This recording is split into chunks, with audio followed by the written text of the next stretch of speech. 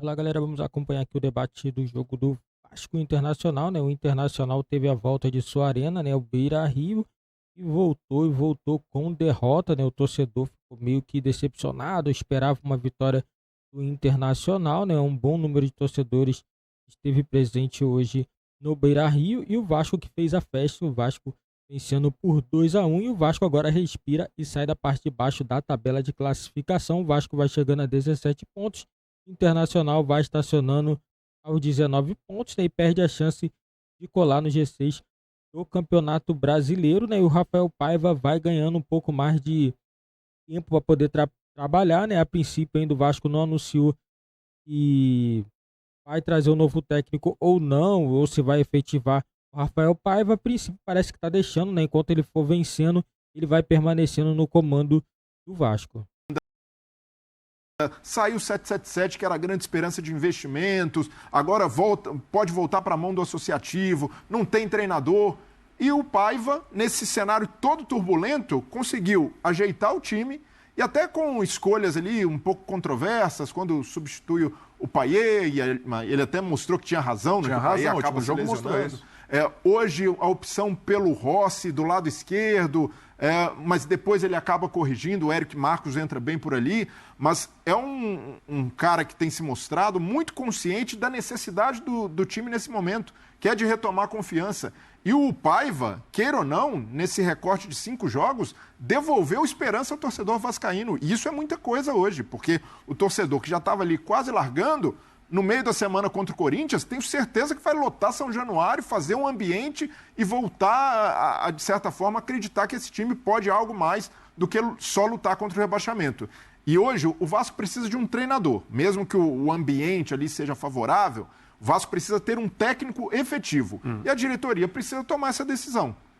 Agora, o Marcelo Santana já assumiu, já sentou na cadeira de diretor de futebol, o Vasco já tem um diretor, então pode respeitar esses processos como e tomar essa um decisão. auxiliar fixo, eu acho que era um cara que poderia... Mas ou até mesmo, Renato, se a comissão avaliar, olha, o Paiva foi o cara que classificou o Vasco na Copa do Brasil contra o Fortaleza, jogo difícil, é o cara que ajudou a estabilizar a equipe, um cara que já estava dentro do clube, nós acreditamos no potencial dele. Tome a decisão de efetivar, banque isso, porque não dá para ficar empurrando também o cara sempre como interino só porque está funcionando. Então, banque o Paiva ou vá ao mercado contratar um treinador, porque já tem diretor de futebol para isso. Mas tem treinador no mercado que vocês olham e falam assim, esse aqui vai...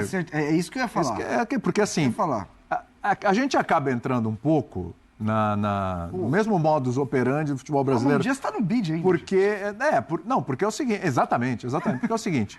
Você vai, então, aí você vai tocando o Rafael Paiva com a barriga até ver qual é o prazo de validade dele. Aí lá na frente a coisa começa a dar errado e aí para correr atrás do treinador. Mas eu pergunto, quem hoje poderia assumir o Vasco e dar sequência nesse trabalho do Rafael Paiva? Porque, gente, o Vasco tem uma grande oportunidade no meio de semana, com a sua casa, com o seu torcedor, chegar aos 20 pontos. E olha, uma pontuação ali que, para o que estava o Vasco... Você pega o retrospecto do Rafael Paiva, as coisas estão dando certo. Ano passado, o Caçapa ficou um período no Botafogo e ele realmente não poderia ficar mais, porque tinha um compromisso com outro clube também do Textor. Mas ele ficou aquele período, deu super certo. Ele saiu, a coisa degringolou. Mas nesse ano já aconteceu o inverso. O Fábio Matias é o cara que classifica para a fase de grupos da Libertadores, o Botafogo vai ao mercado buscar o Arthur Jorge e o time anda para frente, o time melhora. Então, no caso do Botafogo você deu uma tranquilidade maior para você buscar. E no caso do Vasco também, né? Porque os primeiros jogos do Rafael Paiva, como o Brenner citou, era ali no olho do furacão, onde todo mundo tinha dúvida sobre todo o processo. E se não tem a resposta nos primeiros jogos, isso teria certamente apressado a decisão que o Pedrinho está tentando tomar sobre quem vai ser o técnico. Tanto que toda vez que ele é perguntado sobre, ele despista. O Rafael Paiva vai ser o técnico do Vasco ou não vai ser? E o Pedrinho vai despistando. Porque não é uma resposta fácil para ser. É complicado. Você vai trazer um estrangeiro, acho que não é o momento. Existem técnicos muito grandes com títulos importantes na carreira na praça. mas talvez não sejam... Assim, o Diniz vai pegar o Vasco agora? Acho que não. Acho que não. O Cuca, vale a pena comprar o Barulho? Acho que não vale a pena comprar o Barulho do Cuca no momento. E outros, né? E aí você vai ter que mudar um pouco o seu perfil. Túlio Oliveira, que saiu do Corinthians. Não. Aí você vai jogar a Série B. E o Paiva, eu acho que ele tem muito mérito na leitura que ele fez do que era necessário. A gente falava muito sobre isso. Ele entendeu que era o momento de dar um passinho para trás. E assim, cara, o Vasco é 2 linhas de 4, pressão na bola. A gente tá falando do Vasco há semanas de Coutinho, de Payet, de Alex Teixeira e tal. E eu sempre falei, o Vasco precisa de um time competitivo, um time que pressione a bola, que mesmo que perca o jogo, que venda caro, que compita dentro que seja competitivo dentro de campo. E o que o Paiva fez foi isso, cara. Ele deu energia pro time, ele colocou o Esteira, ele colocou o JP, que tem feito bons jogos também. Ela agora vai passar o time do Vasco hoje, ele joga um futebol mais perto do que é necessário para se jogar futebol e ser competitivo. Correndo exatamente. Eu acho que o Vasco fica muito nesse papo de Payet, Coutinho joga junto ou não. Gente, isso não existe. E para mim, esse Vasco é o mais perto de ser competitivo que ele vai poder ser dentro da temporada. E os jogadores têm jogado com confiança. Não parece um time pressionado já há algum tempo. O jogo de hoje, especialmente, tinha um caráter além futebol, né? Que era a volta do Internacional ao estádio, que foi alagado em meio a uma tragédia absolutamente horrorosa, né? Que é muito mais importante, muito mais influente na vida das pessoas do que qualquer aspecto ligado ao futebol. Mas não deixa também de ser um símbolo, o Inter voltando a jogar no seu estádio. E o Vasco, palavra que o Renato usou, competiu hoje de frente com o Internacional. Não se sentiu... Eu não estou nem dizendo que essa questão toda, além futebol, extra-campo, né, devesse, de certa maneira, pressionar o visitante.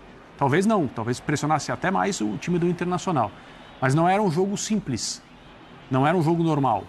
E o Vasco, nessa sequência, conseguiu a vitória hoje daquelas importantes. Porque... E para o Inter...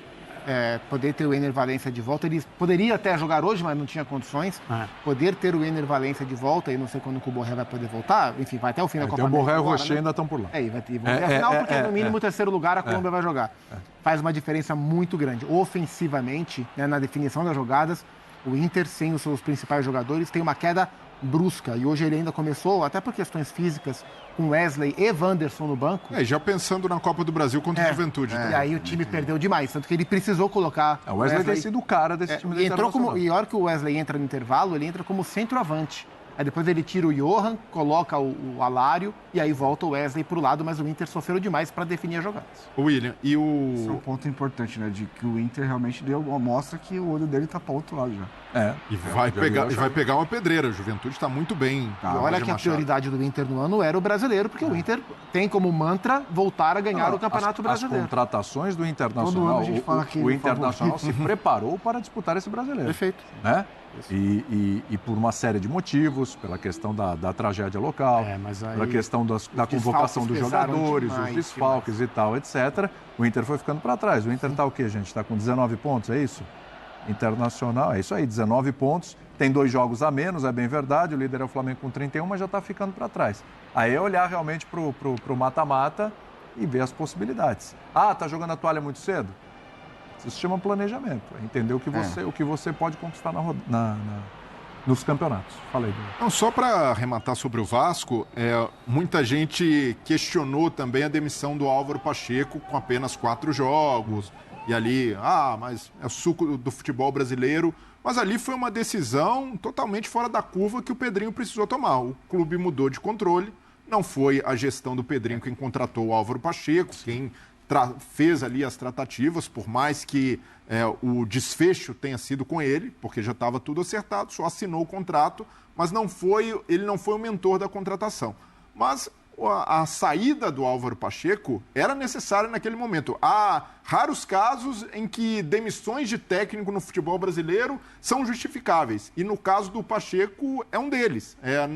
Não dava para continuar até o técnico ter tempo de entender a situação, como o Paiva entendeu, porque já está dentro do clube. O maior erro foi contratar. A sangria seria desatada. E ali O Pacheco, o cara é um bom técnico, mas ele chegou numa situação muito complicada, e até pela sequência que pegou. Então ali o Vasco tomou a decisão correta de demitir, agora precisa ser muito frio ao tomar uma nova decisão. E aí está na mão do Pedrinho, de efetivar ou não o Paiva, porque o Paiva, o que ele fez até aqui, demonstra conhecimento? Para mim, demonstra conhecimento do clube, de futebol, apesar de alguns erros, um cara que surpreendeu.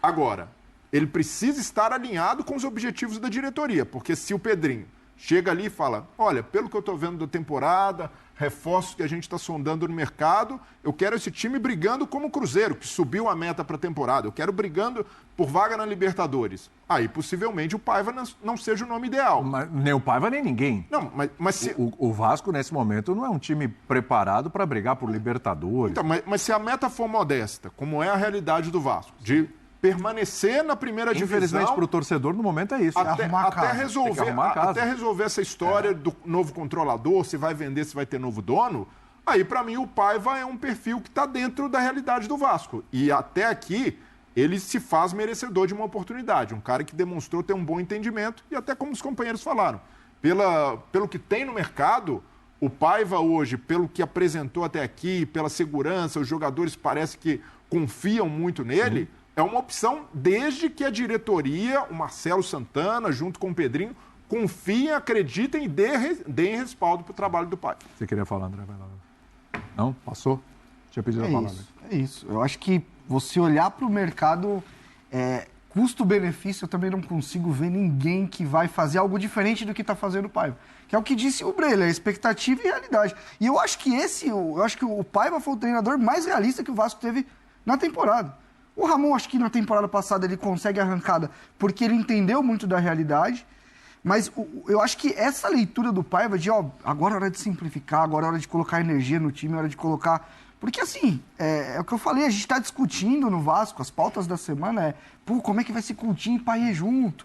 Gente, sai dessa. Isso aí não é a realidade do Vasco. A realidade do Vasco hoje é essa. É ser um time encardido, que onde jogar vai competir. Se deixar pontos pelo caminho, vai deixar... O outro vai ter que roer o osso também para tirar. Como foi contra o Bahia, quando perdeu e deixou uma boa pressão. Exatamente. Então é isso. É um time organizado, um time que pressiona. E de verdade, para fazer isso, eu acho que é o Paiva mesmo, cara. Vai tocando. Juntando os dois assuntos do programa até aqui... O Rafael Paiva, para quem não sabe, que até pouco tempo era o técnico do Hendrick e do Estevão. Campeão brasileiro na base do Palmeiras, fez um trabalho muito bom na base do Palmeiras. E agora é o técnico do Vasco e o Estevão e o Hendrick seguindo o caminho. Que está usando muito a base do Vasco, inclusive. Sim. Juninho, JP, Estrela. Hoje o Lincoln fazendo também, gol. que fez o gol. Leandrinho sofreu para marcar pela esquerda hoje, mas tudo bem. Mas fez um bom jogo contra o São Paulo. A gente tem imagens aí do retorno do Internacional Beira-Rio, né? Belas imagens aí, que é um momento assim, super aguardado, o torcedor voltando a poder acompanhar o time em casa, o time voltando a jogar em casa também, depois de toda a tragédia que aconteceu no Rio Grande do Sul. Então, um momento de reencontro aí com o torcedor. E aí eu queria perguntar para vocês isso. Foi um time nômade, o Internacional, né? Ele jogava fora quando jogava em casa, jogava fora quando jogava fora. Utilizou Heriberto Rios, jogou aqui em Barueri, enfim.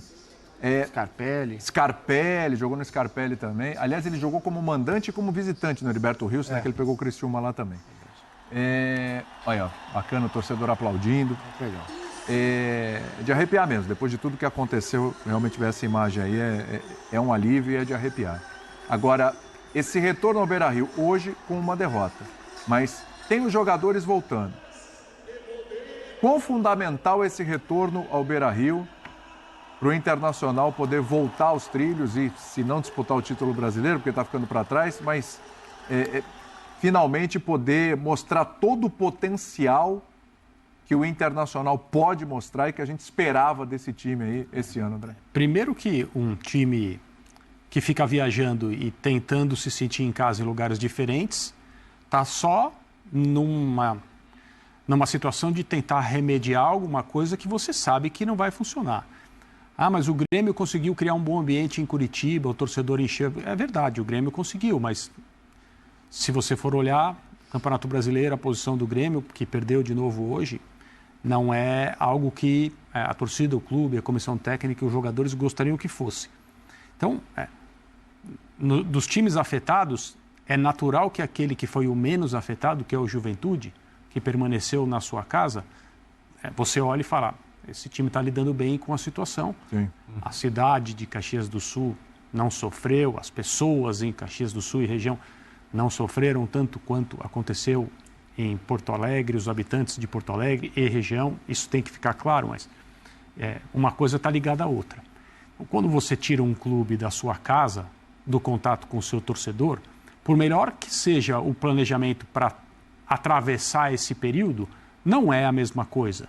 E você tira a alma de um time de futebol quando você o coloca nessa posição. É por isso que a gente disse aqui várias vezes, acho que todo mundo concorda com isso, o campeonato, principalmente dos clubes de Porto Alegre, está muito, muito prejudicado. O campeonato não, a temporada, muito, muito prejudicada. E eu acho, é a minha opinião pessoal, que o olhar precisa ser muito menos rigoroso para a Internacional, para Grêmio, para a Juventude, justamente por causa disso. Não é uma situação fácil de resolver. Naquela época em que o campeonato permaneceu adiado por algumas rodadas, isso foi muito discutido. Não havia muita confiança na CBF para tomar decisão. A CBF passava a bola por intermédio do seu presidente para os clubes. Os clubes não são capazes de se sentar à mesa e resolver algo que é bom para todo mundo ou que é razoável para a maioria, pelo menos. E aí, felizmente, a situação melhorou, foi possível voltar a jogar, mas o campeonato do Internacional, que é o nosso assunto aqui, prejudicadíssimo por causa dessa situação. E hoje, como a gente mostrou, você falou bem, um dia simbólico, uma coisa que tem muita importância para as pessoas, o torcedor emocionado, voltando ao Beira-Rio, recebendo seu time, os jogadores também, mas vejam, talvez não tenha sido por acaso que o Inter não conseguiu fazer uma boa partida e perdeu para o Vasco. Uma coisa a gente já sabia que... Galera, achei também bem difícil, né, a situação do Internacional.